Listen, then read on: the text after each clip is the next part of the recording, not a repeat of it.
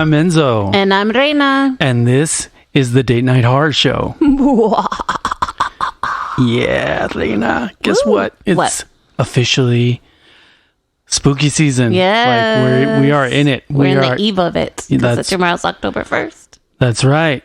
And, you know, us being the horror hounds that we are, we usually have spooky season start at the beginning of September, to be quite honest with you. All year round. Yeah. And we start planning things out. But I'm super excited because this episode, we're going to focus on Universal Horror Nights. Boop, boop. Halloween Horror Nights at Universal 2023.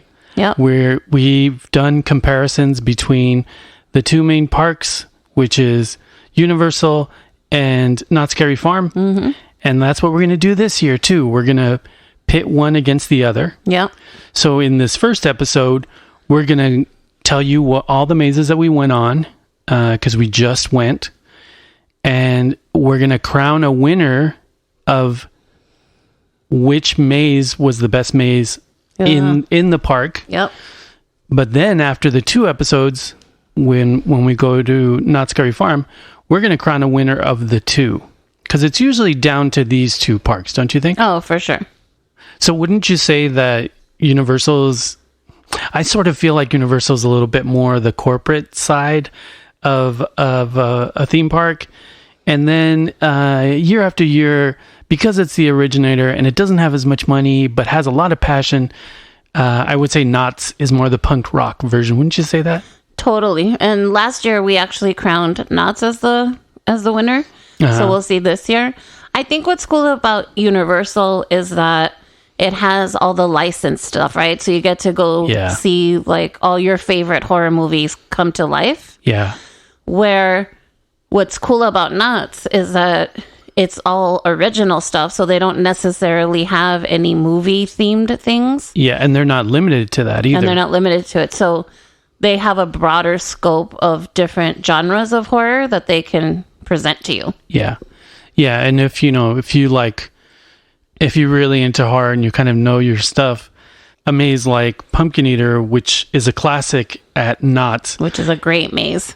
It's sort of a take on Pumpkinhead. Yeah, the movie series. So and they execute it very well. It's very creepy. Yeah, yeah. So I feel like the two have varying flavors, but again, because of the last few years and the economy and all that stuff, there's always like mitigating factors that make one better over the other, 1 year better over the other. But what I would say about Universal, and one of the reasons I'm super excited to talk about it, is this year it seemed like they did a lot of new stuff. Mm-hmm, they did. There was a lot of new mazes this year. Yeah. You know, again, because of these limitations and the economy or, all these other mitigating factors, they tend to make decisions on where they're going to allocate their resources. Right. And we're going to go into that as well, because I did notice a few things. So we haven't talked about it, so yeah. But first, before we go into the park, yes, I want to talk to you about your favorite horror movies that you have to watch to get into the Halloween season. Nothing formal or anything. Like we don't have to do a Sinister Six. I just wanted to throw that question at you. Like, what are some of your movies that really get you in the Halloween-y mood? Well, we started last night. Yes, we did. Because we saw Terrifier, which, if you know, Art the Clown's my Sancho. Yeah, he's great. One of my Sanchos. And for those who don't know what Sancho means, it means the other man. And so I love Art the Clown. And so after we watched a movie in our garage cinema thingy, when we went inside to get ready to go to bed, I just put it on. I'm like, let me just see him really quick. I told him so. You needed your fix. I just needed your art we ended up watching most of it last night. And so definitely Terrifier is one. Love it. I mean, just Art the Clown's so gross. He's just nasty. Yeah, I think he's your version of Halloween. Oh my God. 100% my version of Halloween. Yeah, absolutely. So definitely that's one of mine. Give me one of yours. So one of mine, and I mentioned it in the previous episode, is Christine, and we did watch Christine. I love that movie. It just has the right sort of tone for me, and I love John Carpenter, and I love all his movies. So yeah, that's one. It was really fun to watch because there were things I forgot that happened in it. So Yeah. that was cool to watch. Of course, I have to go with my other Sancho, which is Texas Chainsaw, the original Texas Chainsaw Absolutely. Massacre. Yeah. Have to watch that this season. Haven't yet, but definitely. It's weird. Texas Chainsaw is such a classic that I don't mind watching some sort of chainsaw movie at least once every 6 months. I love it. Yeah, I just love it. And you know what? We did a review a few episodes back on the new Texas Chainsaw on Netflix, and we actually liked it, and we recommend that one as well. Yeah. So, Your next one? another one that really gets me in the Halloweeny mood is The Lost Boys. Oh, yeah, that's a good one. Yeah. Great, tried and true vampire movie. Amazing teenager film. When it came out, I was around that age. I was about the age of Michael. So I really latched onto the movie. Like I thought, like, oh man, I might have gotten seduced into being part of this crew. You totally would have. Because they're like rocker dudes. I was a rocker dude. I had long hair when Reyna and I first started dating. And then the soundtrack is so cool. And then it's just 80s fun. You know, you can tell that they took a lot from Stranger Things to that similar sort of tone. Kids, you know, coming of age, you know, working together to fight this evil. Yeah. So good. I love The Lost Boys. Yeah. That's a good one.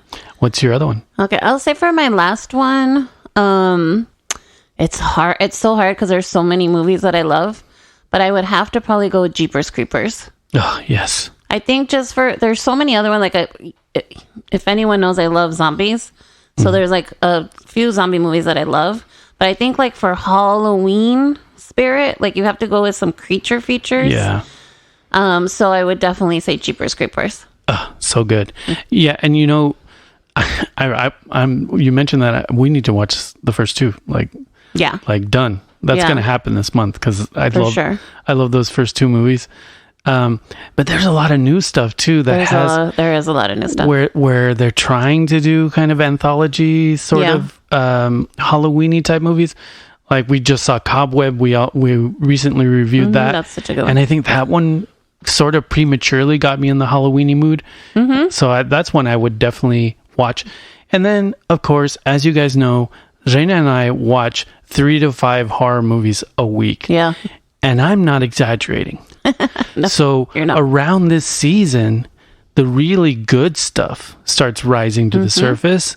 And then all the streamers start pouring all their horror content in because they want to, make people think, oh, look, we've got you covered for Halloween. So there's this influx of stuff that you can watch like right off. I buy a lot of stuff because I like having it in my back pocket. But there's also this great surge of horror content. So that also gets me in the Halloween-y mood. There's a couple of new films coming out. A new Pet Sematary prequel. Oh, right. Is coming out, which is great. We just saw another Hulu original horror movie that we might do a review on because I thought it was kind of interesting. That one's called No One's Gonna Save You. So, I mean, it's one of those things that gets us super excited. It's like our version of hearing holiday music. Totally is. But wait, you didn't give me one more for you. I want one more. Oh, one more? Yeah. John Carpenter. Like I said, I'm a disciple of John Carpenter. I like The Thing. The Thing is probably my favorite science fiction horror film of all time. And it does not get old for me. I love that it holds film. Up. Yeah, it holds up. Yeah. So I would say that, or maybe something like The Fog.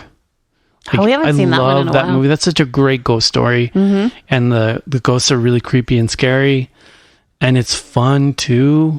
Like it has this drive-in fun to it. Yeah, it does. So yeah, I think Carpenter's got me covered there. But then again, all the new stuff. I'm not a crusty guy that just only likes the old stuff. I love. We've seen some really good new stuff in the last couple months. Yeah, I'll give you another one. Pearl. I want to watch Pearl again because I loved Pearl. Pearl was probably my favorite film of last year. It's so great. I want to watch that again. Infinity Pool, I wouldn't mind watching again for this Halloween season, because that was great as well. Brandon Cronenberg, love that kid. I think he's knocking it out of the park. He's, passing his dad's lineage. He's doing it justice, and it's great. Yeah, and I have a girly pick. My girly Halloween pick. I know what you're going to say. What? Hocus Pocus. Hocus Pocus, yeah. I know, it's not, but it's my cool. It's my little girly pick. It's fun to watch, during the day when you can't find anything else to watch during the day. It's fun. I love all those three actresses, so I love the original Hocus Pocus. I'm trying to think if I have a girly pick, like something like lighthearted. Probably the Universal stuff. Yeah. Like, oh my God, Bride of Frankenstein. Yeah. One of the best movie sequels, period. First film is amazing, but and we said we're going to watch some of those originals this season. So we're definitely doing it. Yeah, we have to do that. Bride of Frankenstein is so beautiful. It's such a beautiful film. So I would say my girly picks are more like the classic Universal. And I know that stuff is all over the place right now. Yeah, it totally is. It's all on the stream right now. Yep. Cool. Okay, so Reyna, I think we're ready to enter Universal's Halloween Horror Nights 2023. Woo! Here we go. Yeah. Awesome.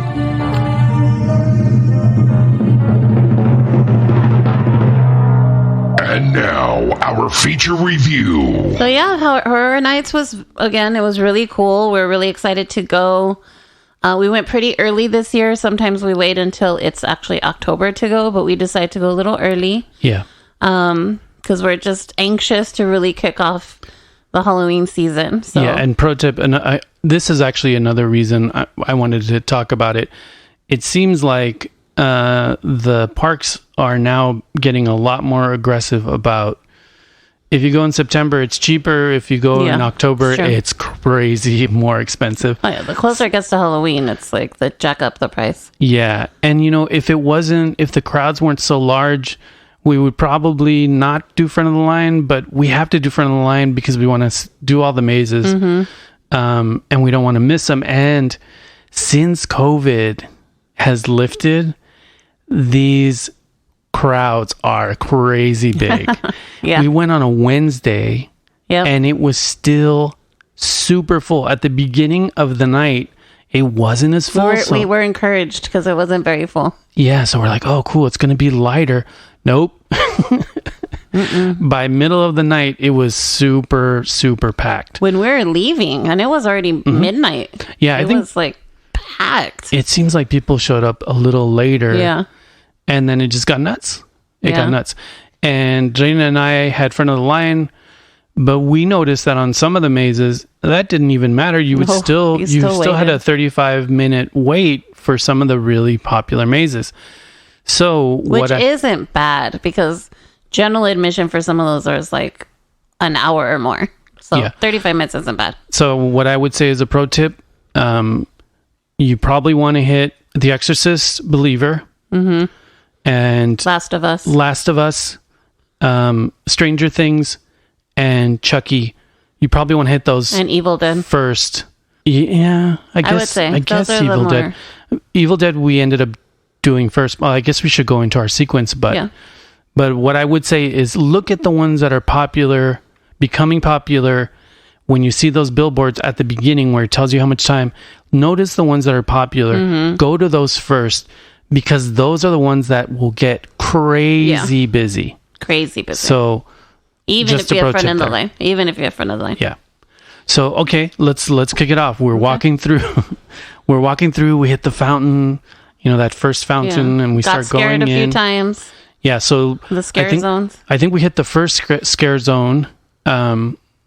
Which, for those who don't know what a scare zone is, it's a section of the path that's inundated with monsters that are scaring you sort of incidentally.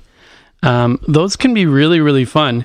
In fact, I like to kind of sit by them and watch the performers scare people, because that can be really, really fun. I love doing that. Yeah, it's great. Sometimes Enzo goes into the stores and I rather just sit outside and watch people get scared. It's hilarious. Yeah, it's super so funny. I love it.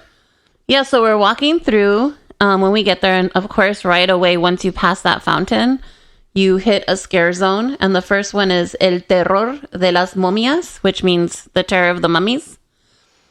And so that's really cool because it's very Latino inspired.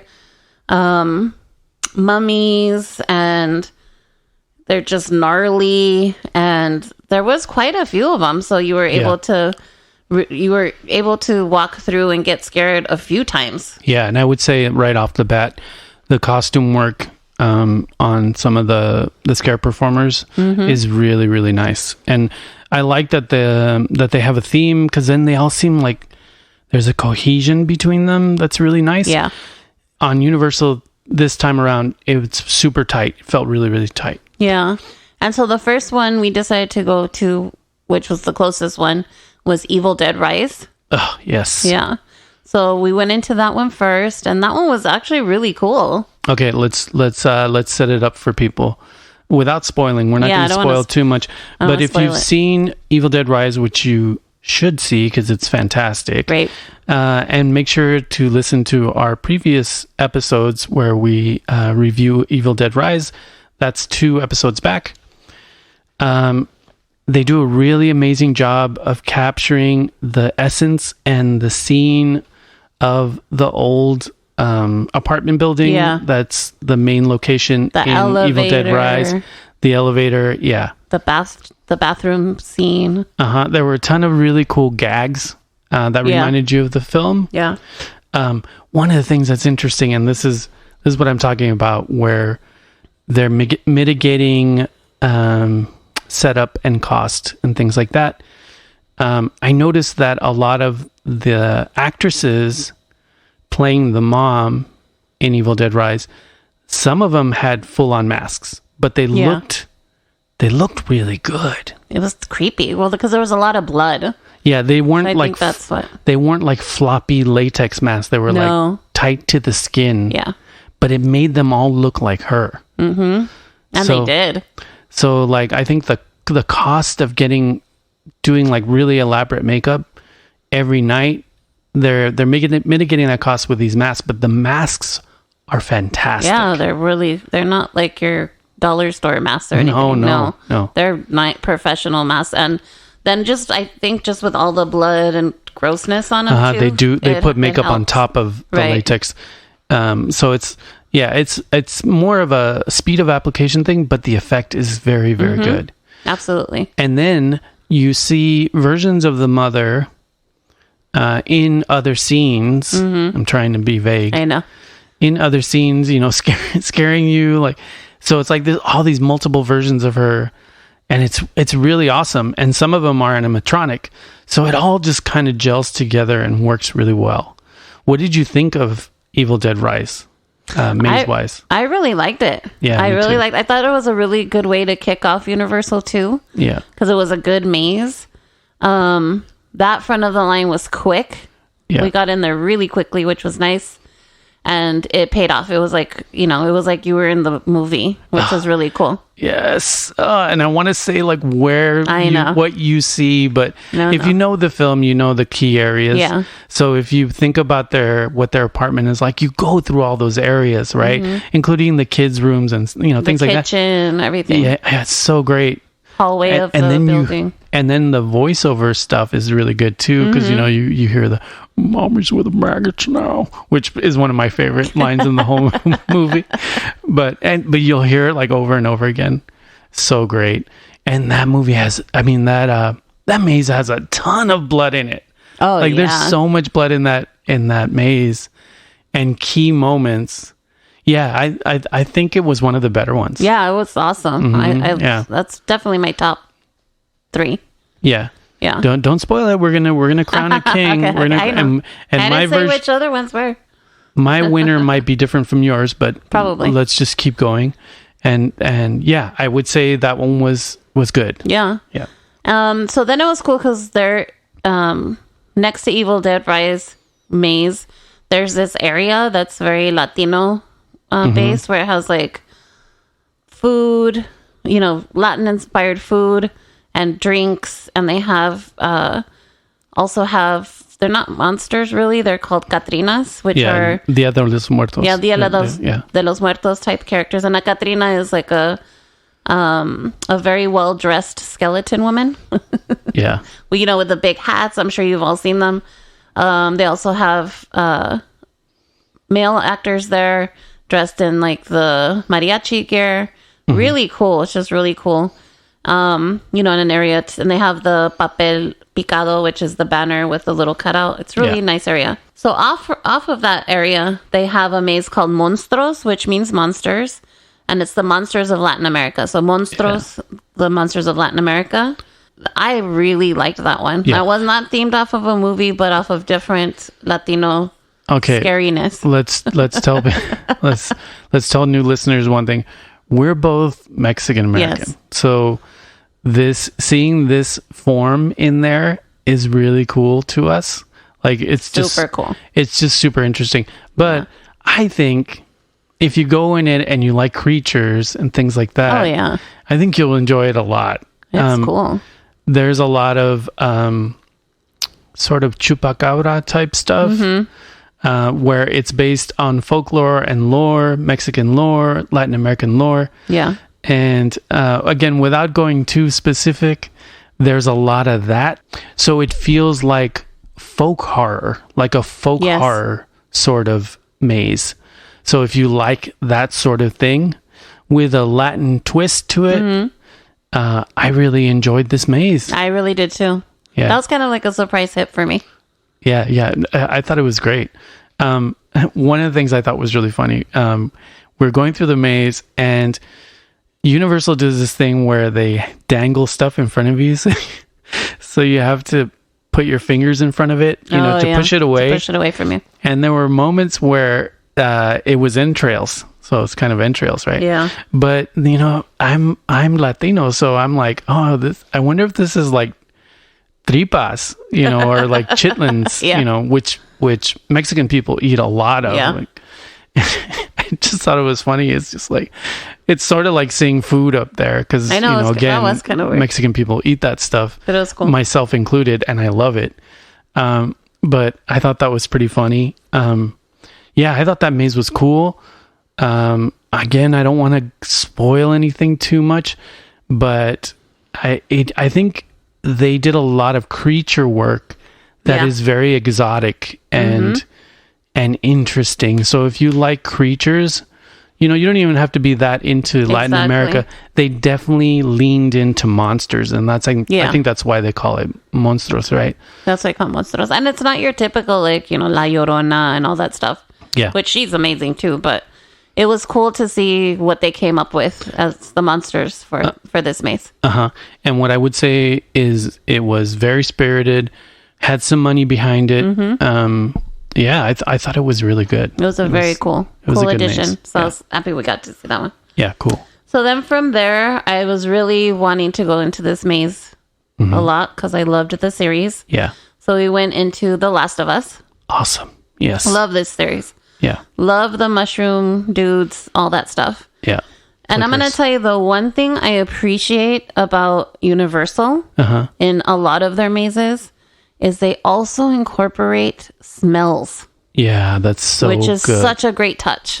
Yeah, it attacks all your senses. Yes. I remember a few years back we went into a Leatherface maze and they take you down into the bowels of the house.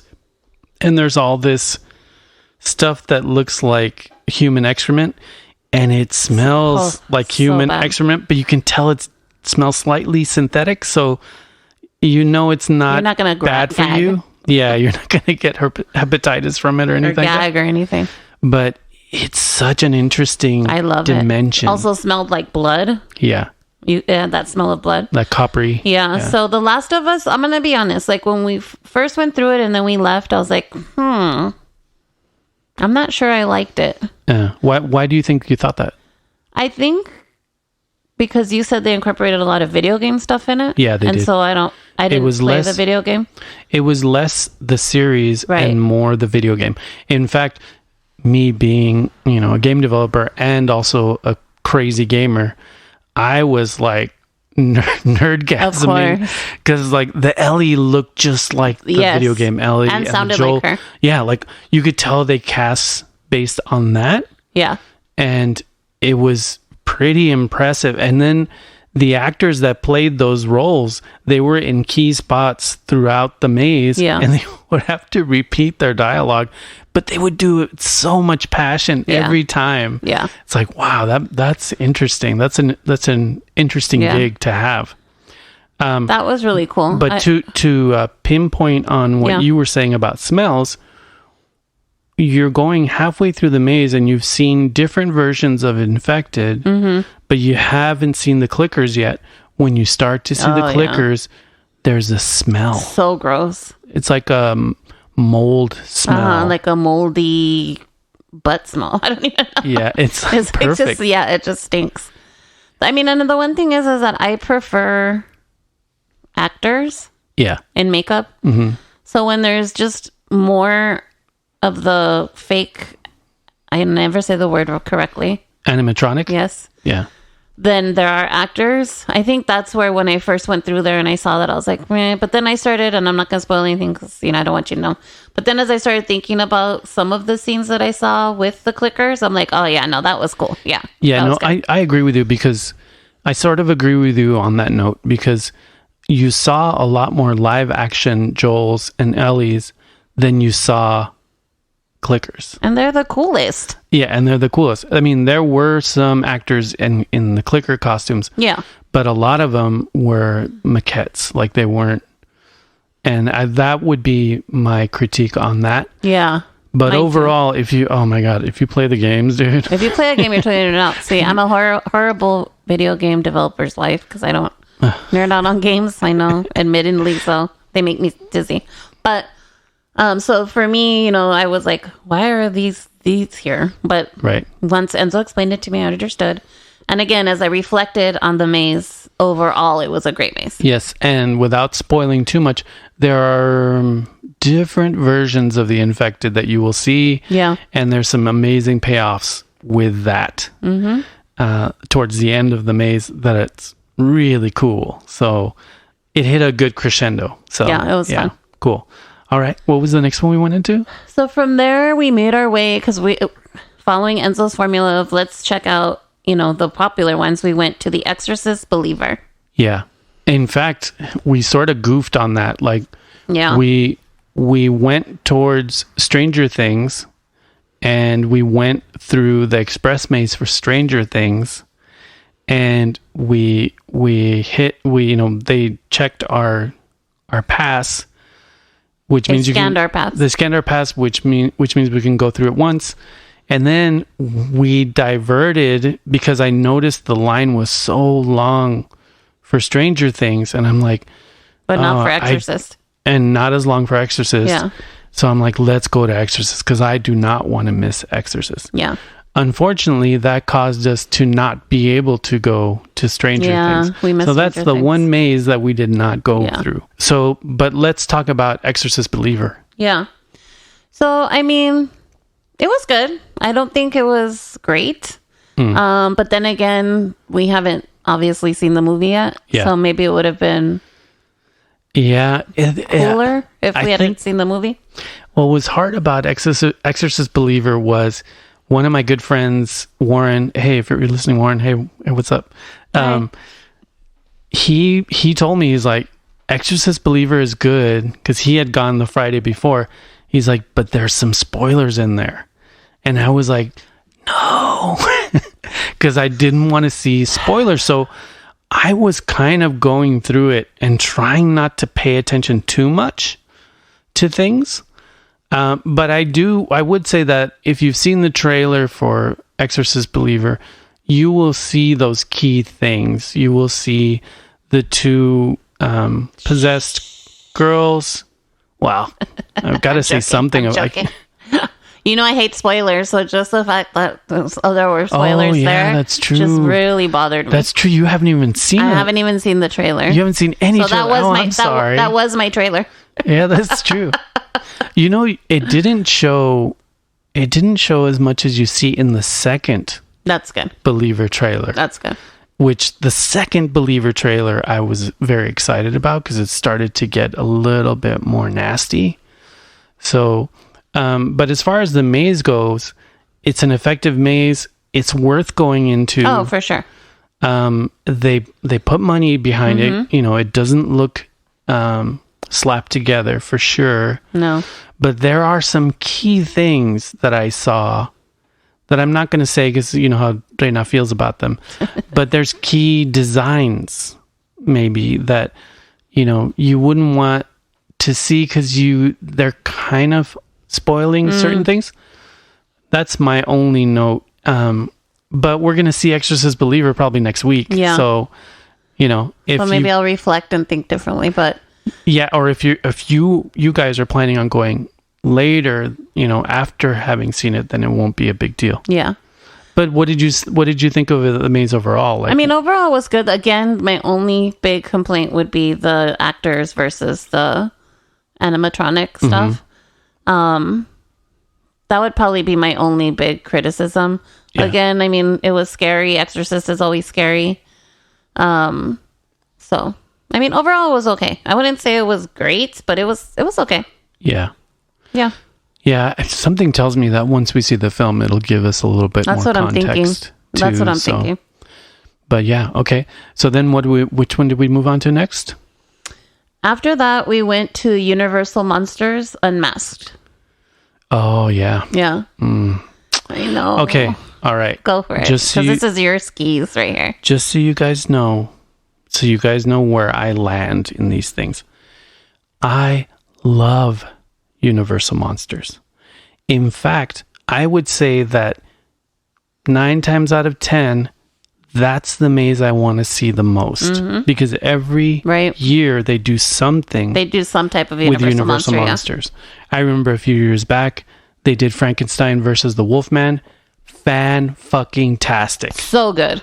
Fantastic. I actually jumped a few feet up in the air, if I remember correctly. And the Wolfman looked super violent and scary and visceral. Yeah. Like they were scary. Very scary. Like yet they looked traditional, but they were scary. There was a kind of a new energy to them. And then all the Frankenstein's monsters were great.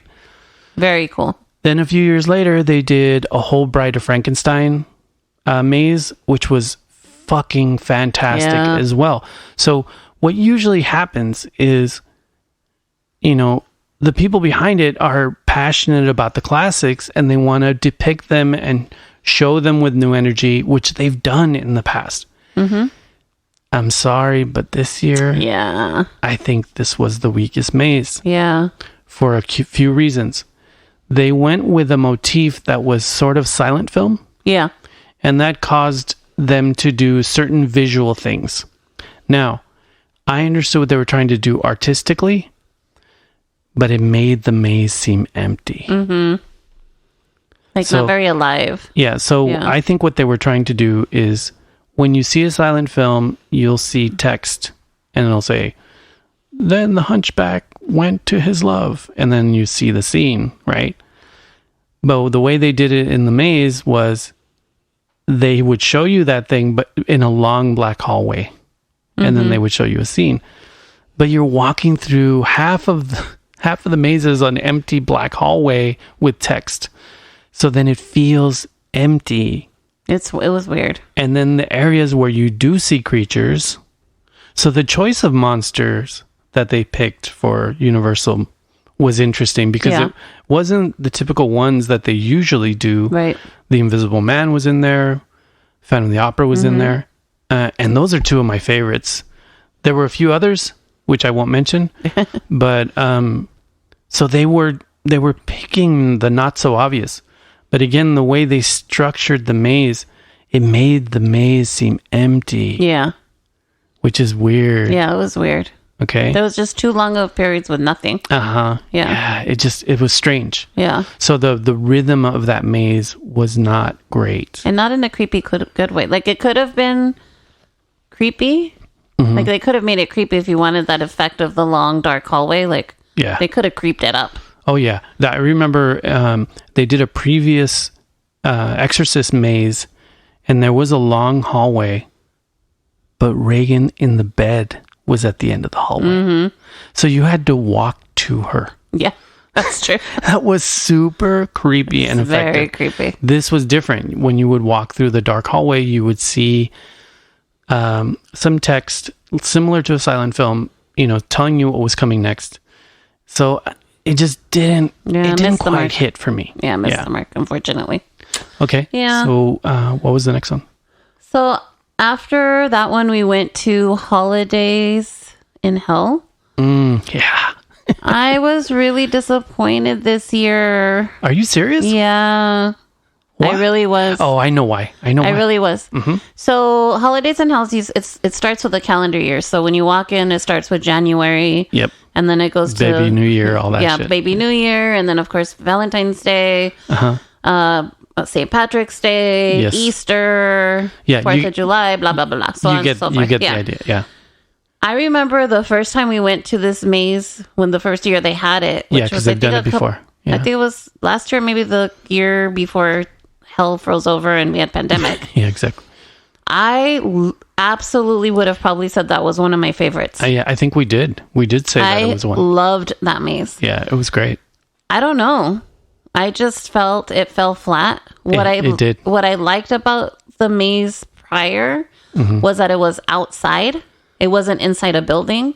I think that added to the creepiness. No. What it was inside and then it spilled outside. Yeah, but I mean there was that inside outside type of deal, so it made it feel more creepy.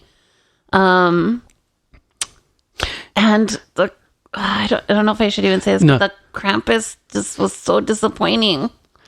Yeah.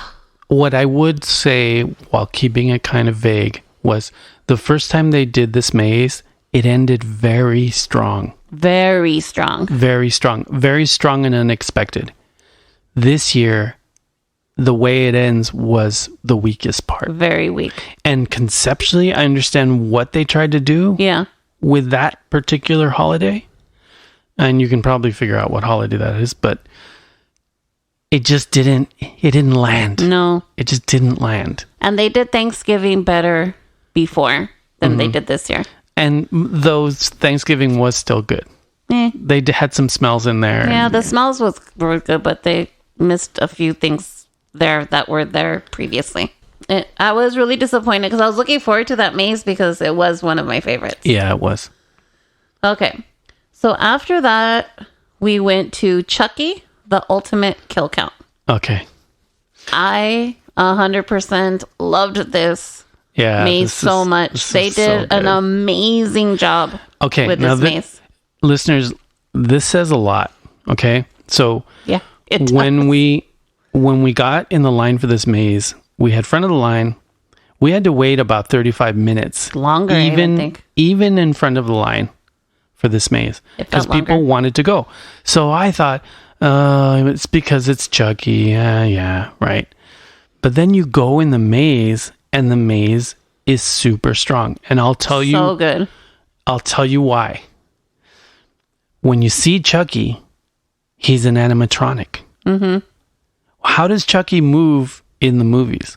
Like an animatronic. It works in this instance, So it feels like it's really Chucky there. Yeah. There's been times where Universal has done it with little people. Right.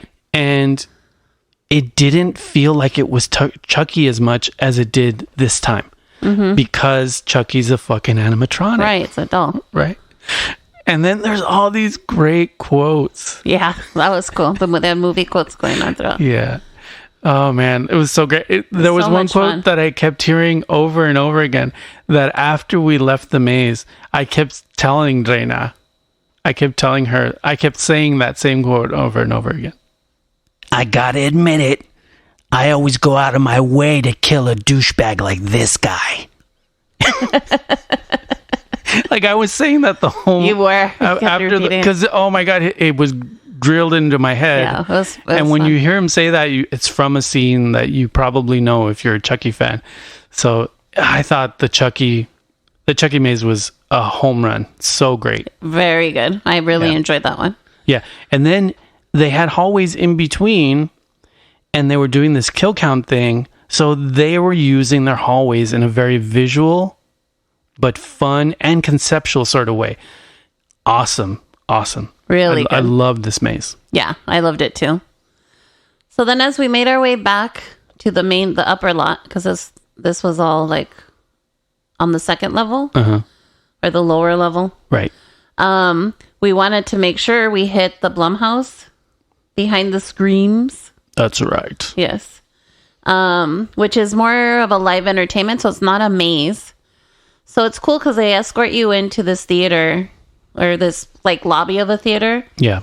And they have like props and things with from the Blumhouse movies that you can take a look at before you go into the theater to watch the live entertainment. Yeah, they had a little bit of everything.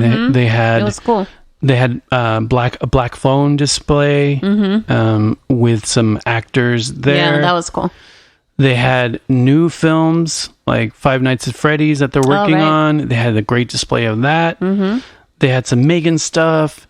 They had some Purge stuff. Yeah. If you're a horror hound, you would have gone crazy. We were nerding out. It was I was so happy we went. Yeah. Because it was Blumhouse, I really wanted to go because I wanted to see what they would do. But we weren't really sure what it was. Yeah. We knew it wasn't a maze, but we weren't sure like what it meant. Right.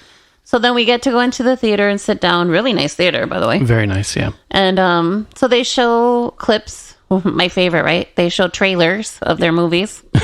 So I had my eyes closed for most of the time. But you know what was cool about it is it was sort of like a remix of a bunch of movies. So that's true. It wasn't like a bunch of long trailers. That would have been lame. It wasn't like, long trailers. No, not at all. Yeah, it was like a splicing together. I think we're in there for maybe tops 25 minutes. Yeah. Like total. Yeah, right. With looking at all the props. Yeah, looking at the props and then the previews. And then it ends. I'm not going to say what because it's so cool. Yeah. Very cool the way they end the whole trailer thing with the entertainment before you exit. It's really fun. It's a fantastic surprise. So don't skip it. Yeah, don't skip it. If you're a Blumhouse fan, if you're a horror fan, don't skip it. I think you will enjoy. It's worth your time to go. Definitely worth your time. I know we really loved it. Yeah, it was fun. And then the scare zones we hit going back up to the Blumhouse was ghosts and toys.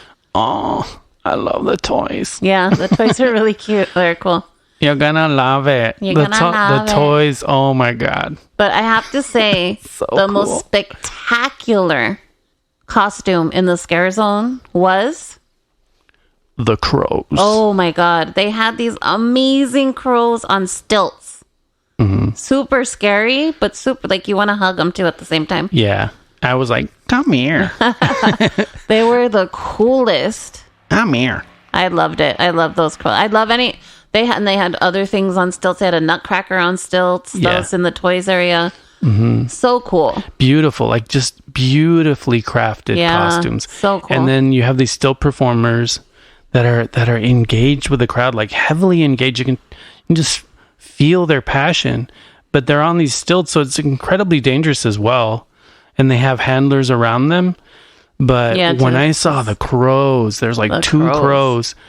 I was like, oh my God, those are exactly the kind of costumes I love that I'm drawn to. Yeah. You know, like these weird bird men with like glowing red eyes. So cool. Very cool. And then really elegantly dressed. Yeah. So cool. I loved, I think the toys was my favorite. The toys was really cool. Yeah. Was my favorite. Very cool. Scare zone. And super active. Like there's so much going on in that area. That's where all the fire is, you know. Yeah, the big fires and stuff.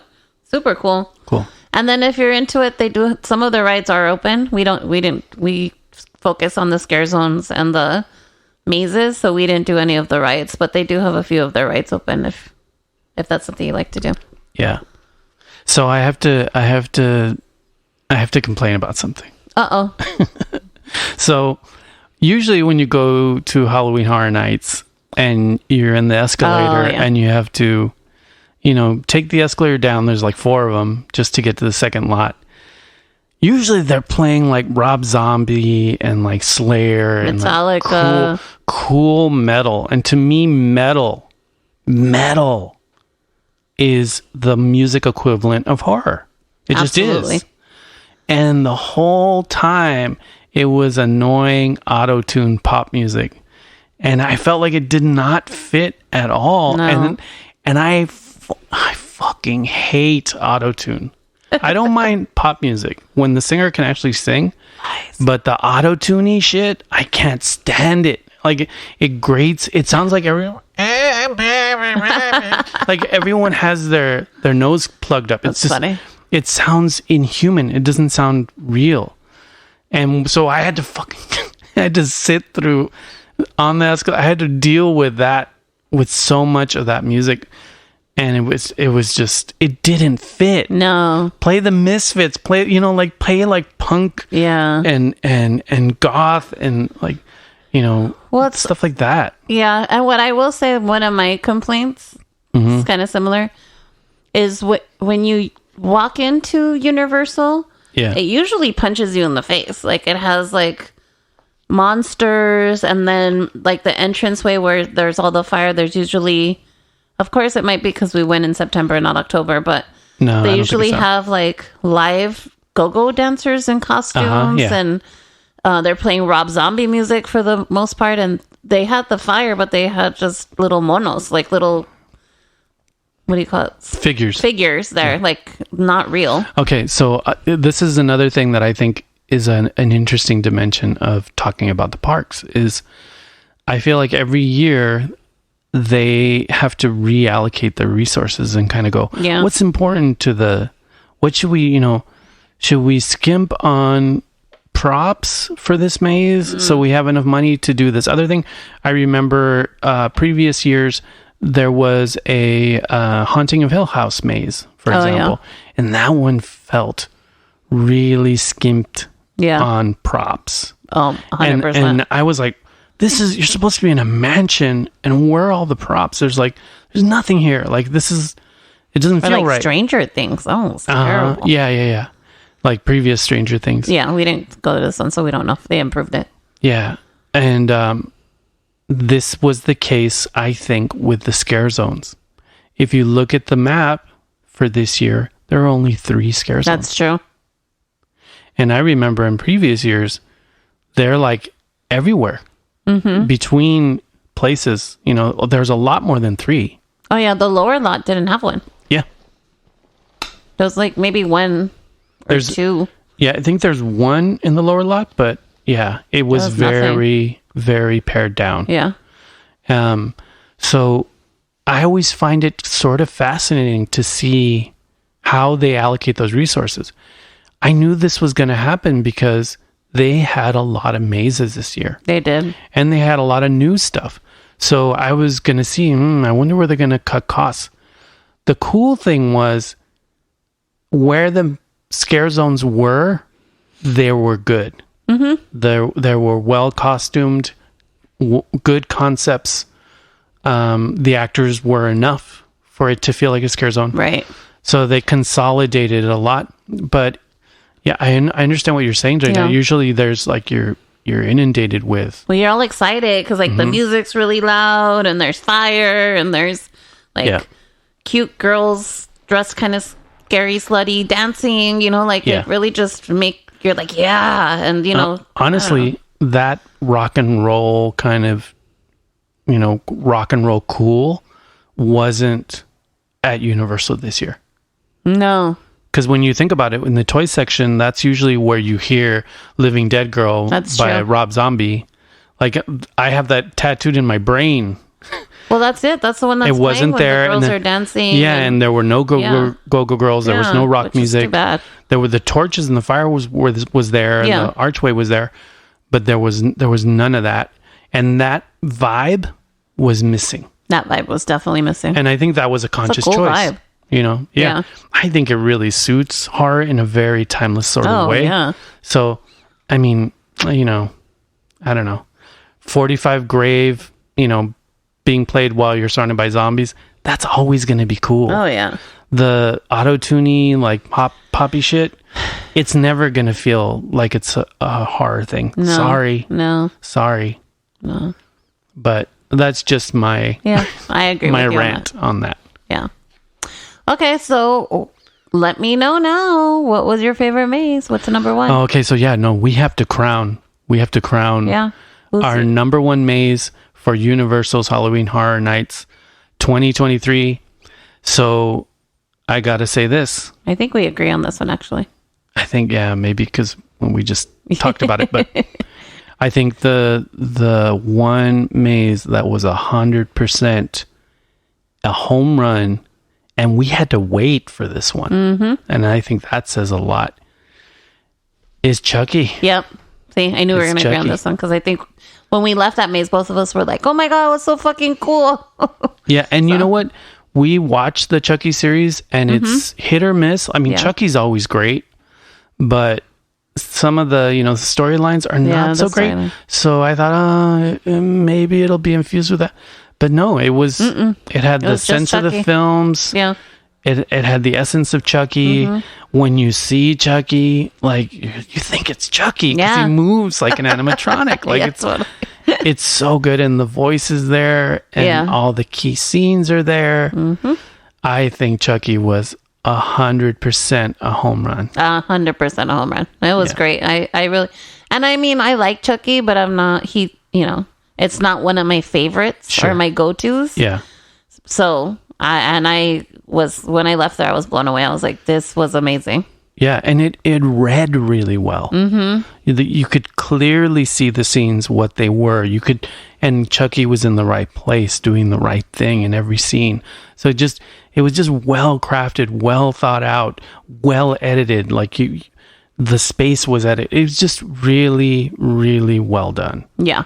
Loved it. In fact, I would say Chucky is one of the best mazes we've seen at Universal, period. Wouldn't you? Yeah. It's definitely in the top, few that of all time for sure. Yeah. As far as like concept and execution. Yeah. 100%.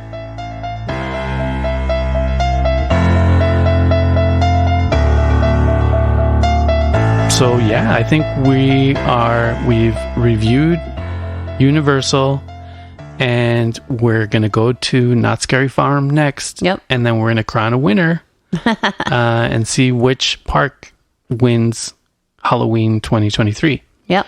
Is there anything else you want to talk about? Actually, there is.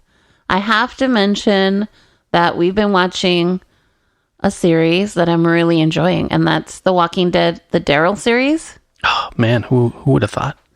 So Daryl is a really cool character in the Yeah. Walking Dead universe.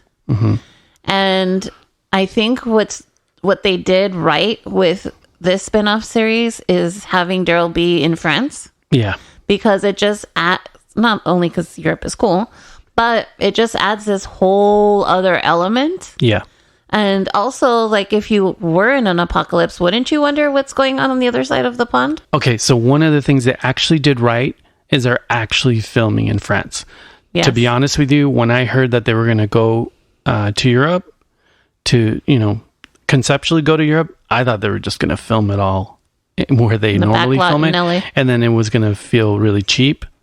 But they're actually in Europe. They're in these amazing chateaus and old castles. And Wilderness. it's infusing so much new blood Yeah. into the show and new energy. And then even Daryl's interesting and isn't sort of tired, right? You don't see him wearing what he normally wears. You see the essence of Daryl is still there, but there's new blood there, and it gives a new spirit to it. And then all the actors feel like European actors. And so it just gives And it they a new speak blood. the language, which is I think is really cool. Yeah. So there's, they speak French with the subtitle. I think that's cool and authentic. Yeah. They really capture the European culture, like what it probably would be if there's an apocalypse. Yeah, absolutely. And cultures are different. Yeah. Cultures are very, very different. It's like when you go there, you realize that art is a huge priority over there. Huge. Yeah. And, food and art and all that is a pinnacle thing. So if something like a zombie apocalypse were to happen, that wouldn't change much. People would still hold on to art, and I think they depict that in this series. That's really in a very interesting way. So I'm enjoying it from that standpoint. I sort of feel like the original series ran out of steam towards the end. Yeah, I agree. So unfortunately, it's cool to see that they're proving that there's still life in this franchise when it's done a certain way. Yeah. And I think this, please pay attention, AMC. Yeah, for real. This Daryl series, I think that's the way to go. Really good. Like, it's... So far, the storyline is really good. The all the characters in it are pretty good. Leading up so far, I mean, I think we're only like 3 or 4 in. Yeah. So it's still pretty early, but if you're not watching it and you're a Walking Dead fan and you maybe lost steam with the original, you should give it a chance for sure. Yeah, well, I'm enjoying it as well. Okay, so I think we're done for this episode. Scare you later. The Date Night Horror Show is written and produced by Enzo and Reyna. All music written and produced by Enzo. Follow the show on Facebook.com/The Date Night Horror Show. Find Enzo and Reyna online at TheDateNightHorrorShow.com.